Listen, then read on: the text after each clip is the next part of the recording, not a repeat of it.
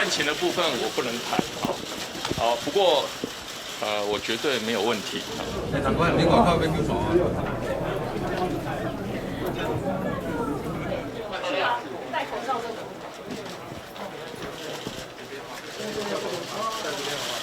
哎，这个跟他约好收钱，这边有收钱吗？12点是怎么吗？案情的部分我不能谈，好，不过我绝对没有问题，好，谢谢。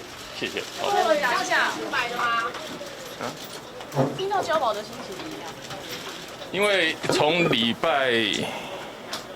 拜五早上到现在，真的很长，好，那真的谢谢大家。那回去休息一下。那关于非案情的部分，过几天沉淀以后再跟各位报告。这样。您觉得您对得起您的选民吗？好，谢谢。好，谢谢。会要在今天要来报告吗？会要今天来报告吗？谢谢。24小时之内要回去是不是？非案情的部分，我们过几天再说。谢谢。预约收回的部分。好了，不要再开了。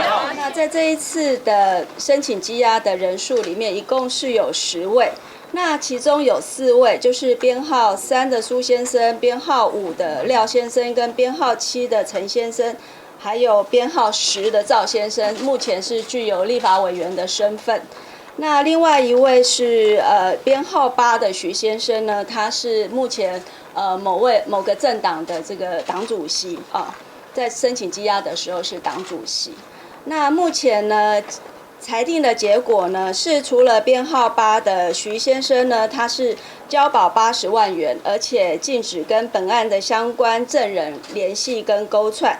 那另外编号第10的这个赵先生呢，在先前大家已经都知道了，他有交保100万元，那限制住居，然后出境出海。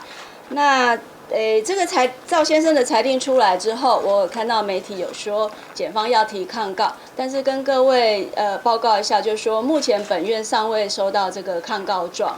好，那如果收到抗告状的话，我们会马上把卷证资料呢，那送到这个高院去，那请高院就这个部分的抗告进行审理。那接下来为各位说明各个被告呢他们所犯的罪名。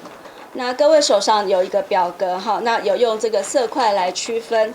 那编号1号跟2号的李先生跟郭先生呢，这2位呢是涉犯贪污治罪条例第11条1项、2项的违背职务跟不违背职务的行贿罪。好，那关于这个违背职务的部分，指的是行贿这个苏先生跟廖先生的部分。那不违背职务行贿罪是指行贿陈先生跟徐先生的部分。